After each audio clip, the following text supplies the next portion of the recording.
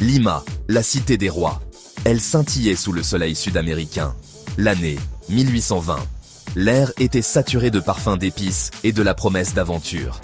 Lima était un lieu d'une richesse immense, un véritable joyau de la couronne espagnole. Ses rues étaient pavées d'histoires de conquistadors et d'empereurs. Mais sous la grandeur de la ville, se murmuraient des histoires d'un autre genre. Des légendes d'un trésor si vaste qu'il pouvait transformer un pauvre air en roi. L'histoire de Lima était intimement liée à l'or. Les Incas, premiers souverains de cette terre, chérissaient l'or plus que tout autre métal. Ils le considéraient comme la sueur du soleil. Pour eux, il était sacré. Lorsque les conquistadors espagnols débarquèrent, leurs yeux brillèrent d'avidité. Ils convoitèrent l'or des Incas, ils pillèrent temples et palais, amassant des richesses inimaginables. Mais l'histoire du trésor de Lima ne s'arrête pas là. Elle prend un tournant vers la haute mer, où le danger guette à chaque vague. C'est là que notre récit commence véritablement, avec des pirates et leur soif insatiable d'or. Le nom de William Thompson semait la terreur dans le cœur de nombreux marins. Le capitaine Thompson, comme on l'appelait, était le fléau du Pacifique.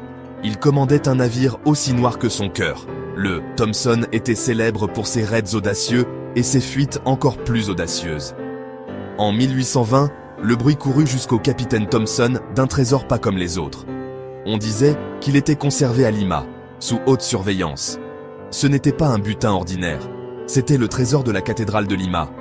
Une collection d'or et de bijoux, d'une valeur inestimable. Thompson, joueur invétéré, ne pouvait résister à un tel prix. Il mit le cap sur Lima, l'esprit déjà en train d'élaborer un plan. Il infiltra la ville avec son équipage, déguisé en marchand. Ils se déplaçaient comme des ombres, attendant le moment idéal pour frapper. Puis, à la faveur d'une nuit sans lune, ils passèrent à l'action. La cathédrale de Lima était un phare de la foi, un symbole de la grandeur de la ville. Mais entre ces murs sacrés reposaient des richesses capables de tenter les âmes les plus pieuses. Le trésor était constitué de siècles d'offrandes. Rois et reines avaient tout comblé la cathédrale de cadeaux. Des coffres débordèrent de pièces d'or. Des émeraudes, des rubis et des diamants étincelaient à la lueur des bougies. Mais les pièces les plus époustouflantes étaient les statues. Elles étaient faites d'or pur. L'une d'elles représentait la Vierge Marie à taille humaine, ses yeux étant deux énormes perles. Une autre représentait Saint Joseph, son bâton orné de pierres précieuses. Le travail était exquis, chaque pièce témoignant du talent des artisans incas. Les pirates chargèrent à leur butin sur le poids du trésor faillit faire couler le navire. Le capitaine Thompson, les yeux brillants d'avidité, contempla son prix. Il n'avait jamais vu de telles richesses, et il savait qu'il ne reverrait probablement jamais rien de tel. Le capitaine Thompson savait que son trésor volé faisait de lui une cible. La marine espagnole ne reculerait devant rien pour récupérer ses richesses perdues. Thompson avait besoin d'un plan, d'un endroit où cacher le trésor, un endroit où personne ne penserait à chercher.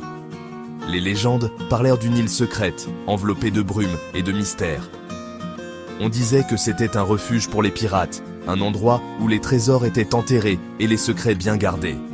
Cette île, si elle existait vraiment, était la cachette idéale pour le butin du capitaine Thompson. Certains disaient que l'île était maudite, hantée par les fantômes de ceux qui étaient morts en la cherchant. D'autres chuchotèrent des histoires de pièges ancestraux et de gardiens, protégeant les secrets de l'île.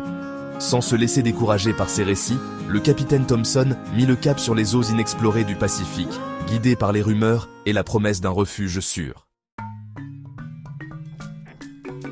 Après des semaines en mer, une forme émergea de la brume. C'était une île, drapée de vert émeraude. Des cocotiers imposants se balançaient au gré de la brise. Des cascades dévalaient des falaises volcaniques. C'était l'île Cocos, un lieu d'une beauté à couper le souffle, réputé pour abriter d'innombrables secrets. Le capitaine Thompson, toujours prudent, ordonna à son équipage de débarquer. Ils se déployèrent, à la recherche de l'endroit idéal pour dissimuler leur fortune volée. Les jours se transformèrent en semaines, tandis qu'ils exploraient le terrain accidenté de l'île. Chaque bruissement de feuilles, chaque cri d'oiseau tropical, éveillant leurs soupçons. L'île Cocos était un lieu de contraste saisissant, magnifique mais impitoyable, grouillant de vie mais étrangement silencieux.